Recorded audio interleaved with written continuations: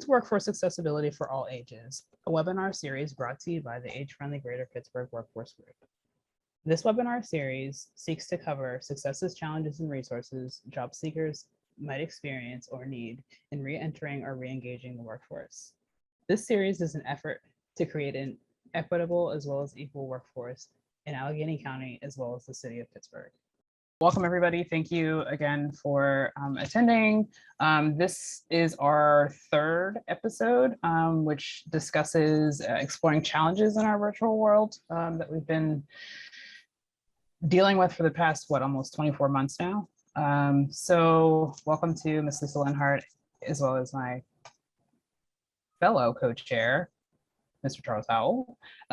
So I wanted to talk just a little bit about challenges just to start. So what are some challenges that you have been hearing about from clients regarding the virtual world? Like, what do you feel like is something that you're constantly hearing when it comes to challenges from clients?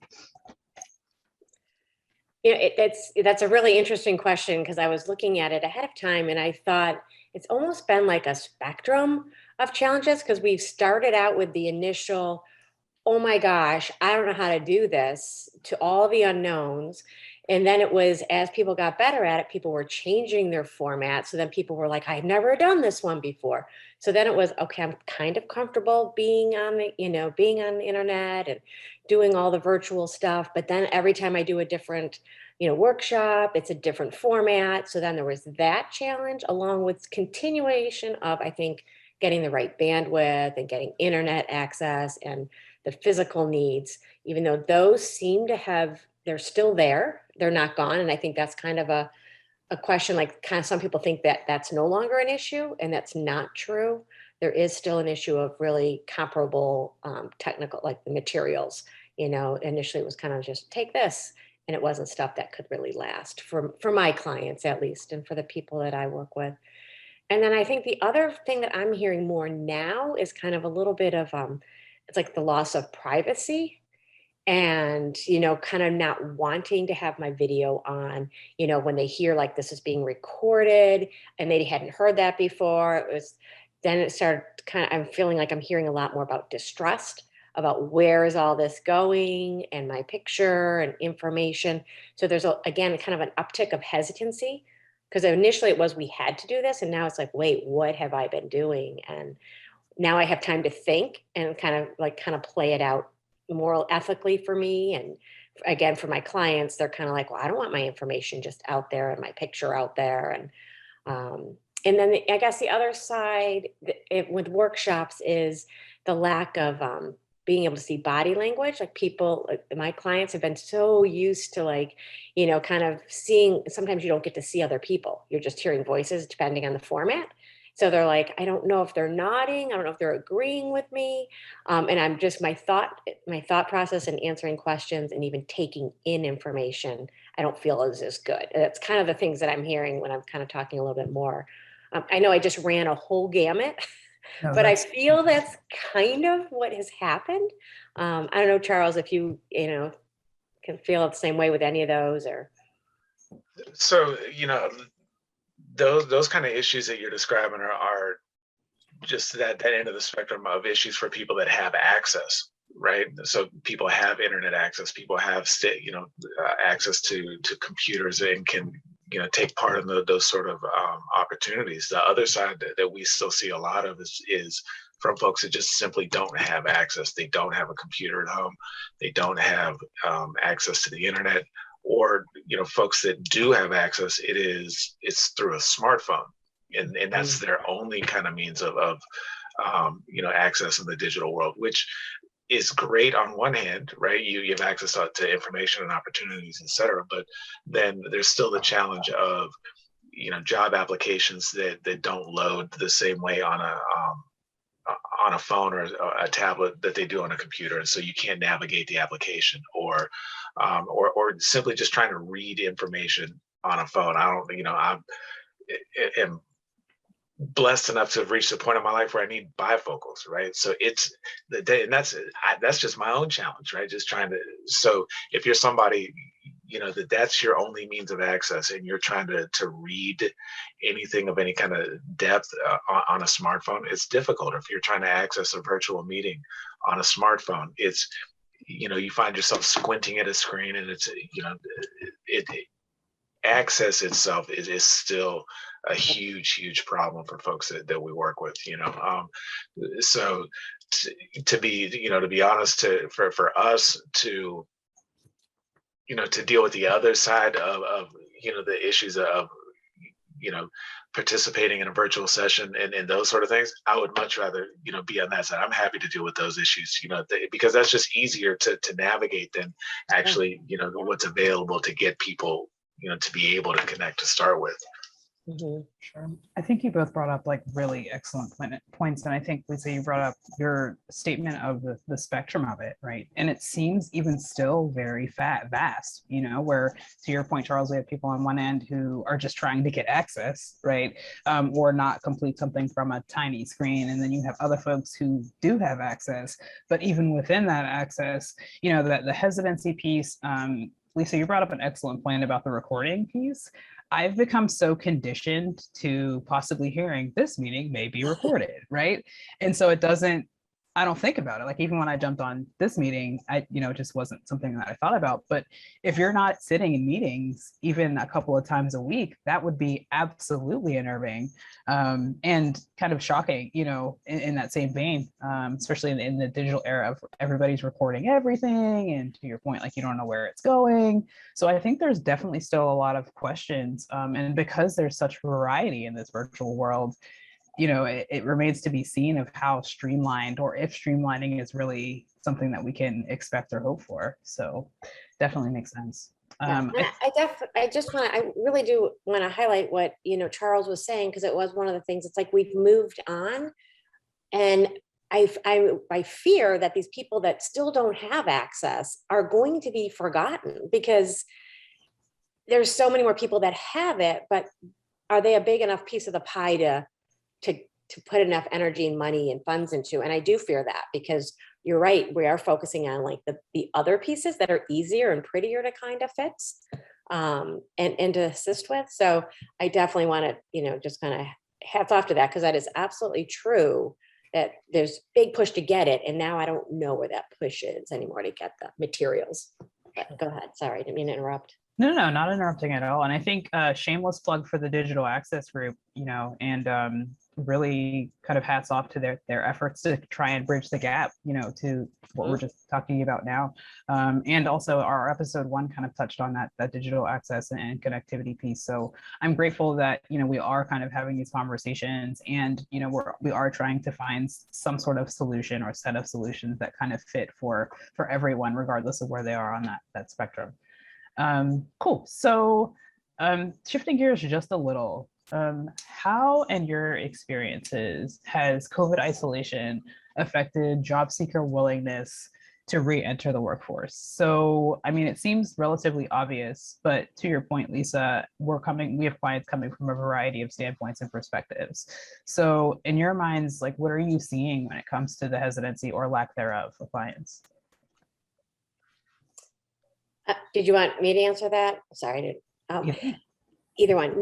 Yeah, I did. This again is one of those ones that I think it's a great need for discussion on, because I think I'm hearing it's not that people can't work. There's a range of hesitancies. It's the fear of the virus. There's that pocket for me, the people that I hear about, the pocket of fear of getting sick and what that could mean. And it's also a level of comfort that has kind of been established being at home, that I don't think some people ever had. It was always get up, go to work, get up, go to work, get up, take care of your kids, go to work. And there wasn't this, oh, maybe I'll just not work this year, and stay at home. So there was never, how does that feel? So I think there's a big battle, like emotional battle and drain of having to they know that they have to work. They know that they need to have food on the table. But I don't think they realized the hit that was going to take and drain to actually make that shift back. And also back into what? Like, I don't really like what I'm doing, but I just always did it because it did what it had to do. It paid everything. And now I really know I don't like it. So that, I think there's just such a huge battle, just that kind of like permeates all areas of people, and it's kind of freezing some people up. I don't know if that was clear or not, but it's an Absolutely. interesting topic. Yeah, there's so many kind of realities, again, that have been exposed over the last year. I mean, certainly we're dealing with folks that don't want to go back to the job market, or go back to work because they don't want to expose themselves or their families to sickness. And now, as the vaccines have become available, we're seeing more and more employers that are mandating that you have to be vaccinated to take the job. And I've got clients, I like literally got off the phone with someone this morning that's turning down a great position. Yep. And is not taking the position because they're requiring that he be vaccinated. So to your point, exactly, there's that side. And then, that other piece about, the sort of comfort of working from home, and the privileges that's afforded some people is, not only the issues of the commute time and being in a comfortable environment, but for some folks, it's also exposed how hostile some workplaces have been.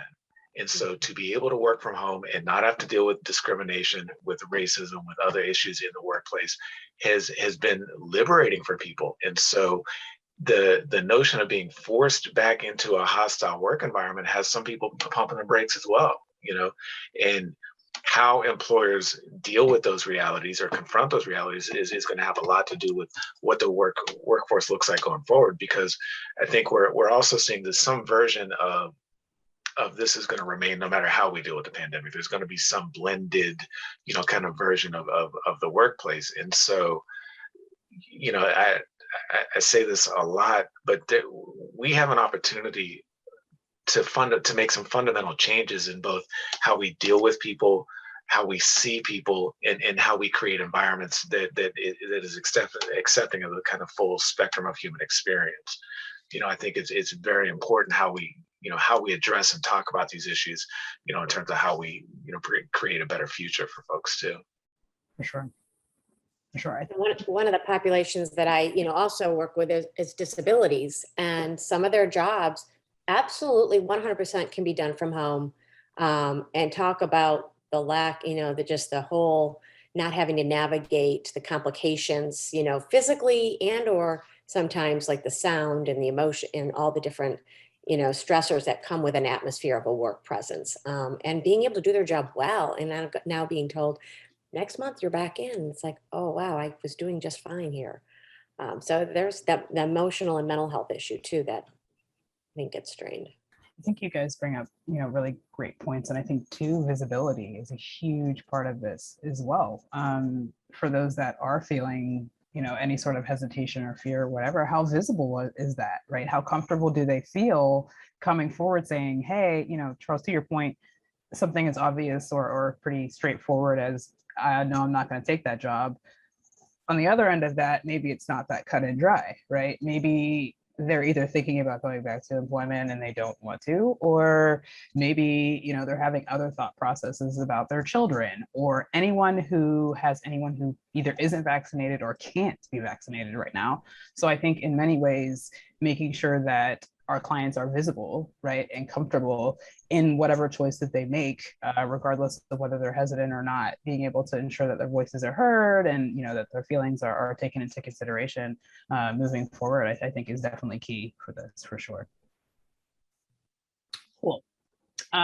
Lisa, you are excellent at segues, and you totally touched on a segue. How are our clients coping, like mental health wise? How are we coping with this or providing resources surrounding some of these fears? Because I think in some ways, I can speak to it. There's some anxiety there. Is it, I'm vaccinated, but is it entirely safe? What sources are we using to deem that it's safe? Like what protocols are in place? So ultimately, like that's a lot to think about and a lot to worry about realistically. So how are clients coping with these challenges, hesitancies, anxieties, depressions, that kind of stuff? So, I come from this from sort of both sides, both from this service side, but also from the side of a clinician, and from that standpoint, business has not slowed down.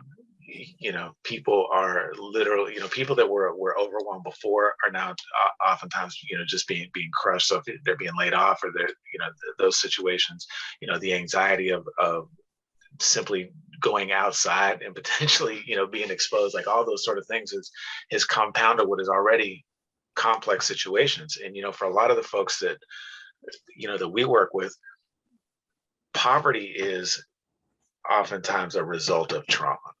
And so now we're talking about, populations that have been generationally traumatized, living in situations where we normalize traumatic response. And now we have a global pandemic that now is just taking that whole situation and lit it on fire. Right. And so clinicians are overwhelmed. If you want mental health, you got to wait in line. And so, folks fall back to self-medicating. The number of folks that I've had to make referrals for behavioral health and addiction support is like, we've done more in the last 2 years than than probably 10 years before, right? Because it's just folks have become so overwhelmed, and again, when we talk about how we see people and how we help folks navigate this stuff, it's even more important that we begin to really consider holistic approaches, because it isn't just a job will fix your situation, or a pill to treat your alcoholism is going to fix the situation. There's so many underlying issues that are all kind of interconnected. It really does take that. There is no silver bullet for this. It takes all of us, and being able to pull on the network of support to be able to surround people with the kind of care that they need to be able to move forward to a place of success. Mm-hmm. Yeah, you just hit on so many areas there, Charles. And I kind of thinking about it, in a couple ways. Is the original, people always have had stress, and a lot of people have always had kind of a layer of even anxiety or some type of mental health, but they've just managed it, with friends or family or outlets. And now we've gone through this whole, like you said, 24 months of COVID with isolation. Our normal, whether it's a faith-based group that, I can usually get a little peace and calm, or not always family, but family that you can like go to their house, hang out, have coffee, or friends. All of that, all those just natural supports that we don't necessarily call supports, but it's our everyday, after work, what do you do if you have a really rough day at work? You don't just go home and keep it to yourself. Usually there's somebody that you meet up with, and even the exercise factor, the physical outlets, more sitting in a screen and not in an office where you're moving, much more sedentary, which definitely wreaks havoc on people's mental health. And for me, people's now also normal networks, whether it's family or friends, that distrust or that divisiveness that is kind of wedged itself, whether it's the vaccine or your theory on that, all of those wedges, just has kind of like put like cracks in solid relationships. So that's just a huge base. And then definitely going to Charles, if you want mental health, if you actually can say, I will do mental health, you are on a line, you're in a line. I can't tell you how many people I am constantly, pretty much on a daily basis, trying to connect people with a mental health therapist. And sometimes I have to go, this is the best person I could get that you could see besides Resolve, this is someone you can at least see this week.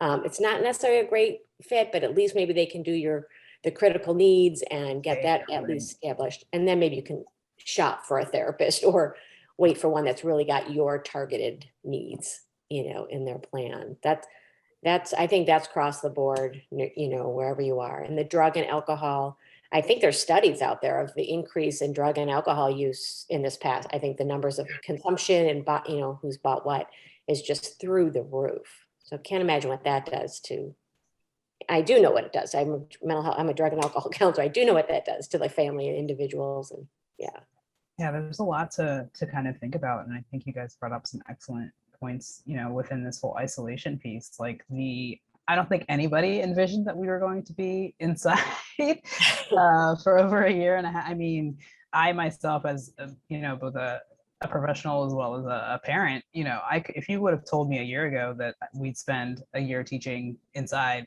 from home, I would have been like, oh, okay, sure. But in many ways, I think we spent the past 24 months learning on the run, building the ship as we're trying to sail it. And I think in some ways, like that literally triggers many people's anxiety, right? There was a massive amount of unknown, and I mean, there's still a good bit of unknown currently, So I think in some ways, like being able to your point, support as much as we can. And I think something else I was thinking about was if you can find a therapist, sure, great. If you can afford the therapist or if you have insurance, because that's another piece of it too. And I know there was an insurance company that was offering virtual counseling, which I thought was great. But I also wonder too, some people need the face-to-face, to your point, Lisa. Yeah. So even if you can sit in front of a computer and say, hey, this is what I'm feeling, you may not get your emotional needs met to the extent that you would if you were sitting in a chair or, you have a standing appointment.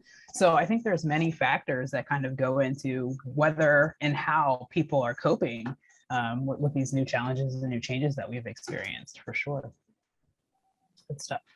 The other thing is, I think that I'm hearing a lot from clients is just like a general like fatigue or malaise. Just, I think, I want to say pandemic fatigue. It's not even because you had the virus, they're saying that, but just kind of so your normal level of energies that would get you up over just like a bad day or, a bump in the road, you're just already fatigued. Your level is already, low.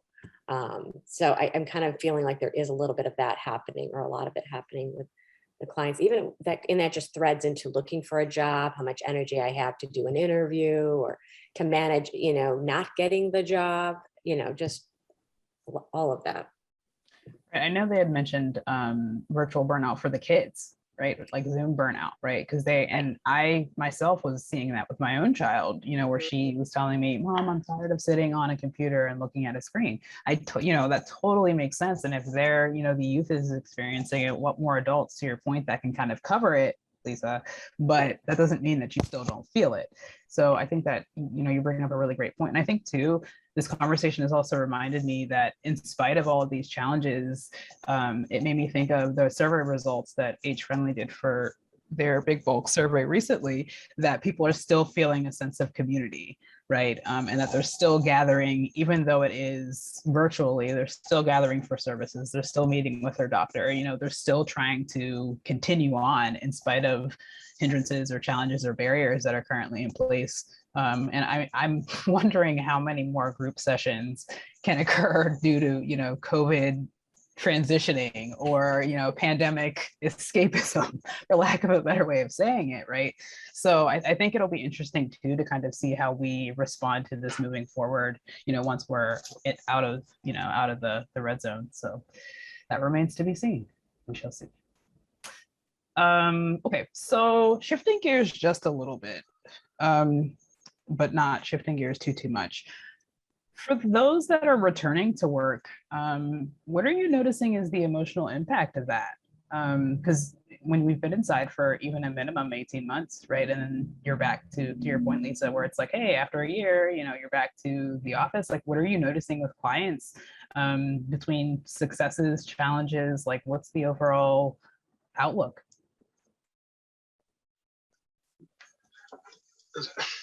So again, I think it's sort of situational, right? Like if you're somebody that has already, mentioned just sort of like normalized trauma and normalized, living in poverty and with limited resources or whatever, some of those folks are eager to get back into the job market, right? Because the unemployment has run out. For a lot of people, those public benefits are limited, and so they got to work, and so they're excited to be able to work. For folks that we've been working with that maybe have issues with backgrounds and those sort of things, they benefited because some employers have drop some of the restrictions that they have in terms of what kind of backgrounds will they consider.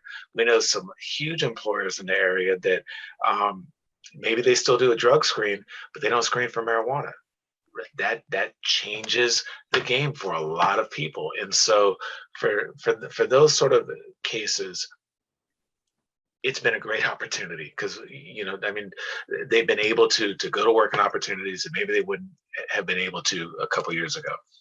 For other people, this has increased their anxiety. Yeah, I'm able to go back to work, but now all the uncertainty of what is the workplace like, what are the protections, in addition to just the standard wage and benefits sort of conversations. And so, there is an increased level of stress for some people just because of so many of those uncertainties.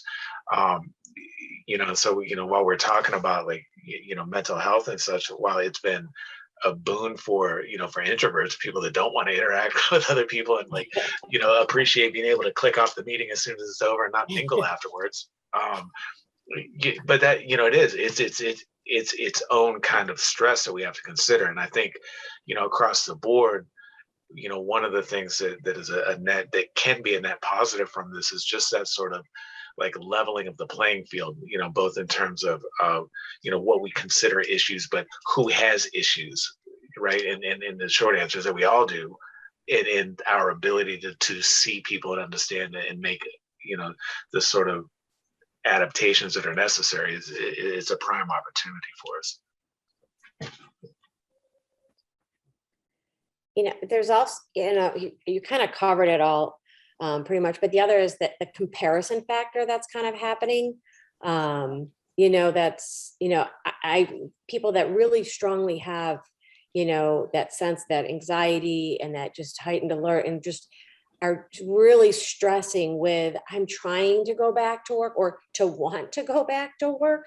And I see these other people that are going, oh my God, I can't wait to get back in the office, or I can't wait to get, and that betwixting in their brain of like, why am I not able to do that? Like that real angst of what's wrong with me. And I don't know how to get over this. So there's several people, that I know, in our organization that we're working with, and that goes across spectrums, because I know people, at my level too of working that are really struggling with going back and are kind of blown away when they hear people say, oh, I can't wait to go back to, into the office or whatever. And then you have the people that are like, but it's not going to be the same. Like what you're thinking you're going to go back to is not going to be that. So then there's the whole, oh, wait, what am I doing? But it goes back to what we've talked about in the previous two, is just that, mental health piece, and where can you put that out, play that out? Where can you really, work it through so that you can go back and not necessarily at a level of stress that it's going to be detrimental to you physically, and, medically detrimental, not just emotionally. Sure. I think, Lisa, you bring up a really good point too, that I personally don't think about, but definitely is true, like the grouping of folks in the return to the work category, because I'm seeing that as well, where there are people who are like turbocharged and ready, right? But I'm with you on that, where to me it's like, this is not going to look like what it looked like before I left, right? So kind of preparing my own self and our minds for what we are going back to, right? Those differences, wearing a mask. I was in the office, I want to say a month ago, and even sitting there for 7 hours in a mask, right? That obviously is on our mind, right? So not only are we present in the workplace, but we have, a barrier that we have to keep, in some cases, have to keep on and whatnot. I think a lot of that plays into people's minds, right? Even the ones that are super ready, like, am I ready to go back to the office and wear a mask for 7 or 8 hours? Am I ready to maybe not be able to be as close or around colleagues, because I've had workplaces where people are huggers and things like that, and now it's like, are we doing a elbow bump, fist bump? It's you have to gauge even how you greet people, so it's like, in many ways there's a lot of shifting of how you do things and shifting of how you yourself behave amid the grand scheme of things. So for sure, definitely true. Bonus question that I have for you guys to finish up. What should clients keep in mind when they're navigating these challenges, when they're feeling overwhelmed or feeling hesitant? What are some things that should be kept in mind?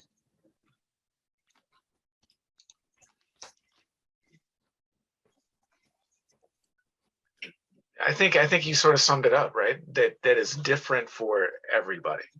You know, we all come from different experience, and our experience informs how we, you know, how we react and respond to what's in front of us. And there's not going to be there, you know, again, there's no silver bullet, there's no, you know, general cure-all panacea that we can give folks to make this a smooth transition. I think, you know, for organizations like ours, you know, it's some of what we do. We meet people where they are to get them to where they want to be. You know, that same sort of, you know, kind of ethic anyway, you know, really ought to be practiced at, you know, at a larger level, when we, you know, when we say as a culture, society, as an economy even, that we value certain qualities, and that then we need to do that, right? We need to do things that mimic what we value, because otherwise, you know, we fall into that place where we're seeing across the spectrum, where, you know, distrust informs so much of how we interact with one another. And, you know, just by focusing on the humanity of folks that we're dealing with will go a long way to building bridges of trust and reconciliation and restoration for, you know, for the future.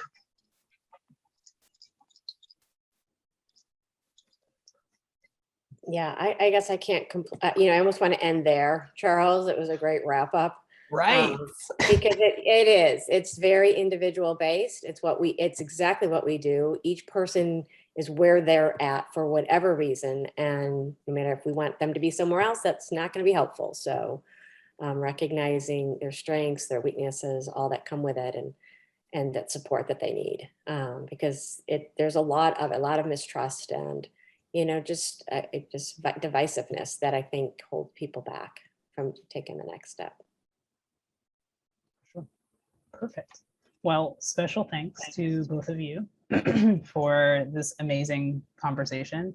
I am totally still thinking about, you know, the perspectives that we've shared here, and so many things go into how we maneuver, you know, and continually maneuver in the virtual world. So special thanks to both of you. Special thanks to the following organizations for their contributions to the webinar.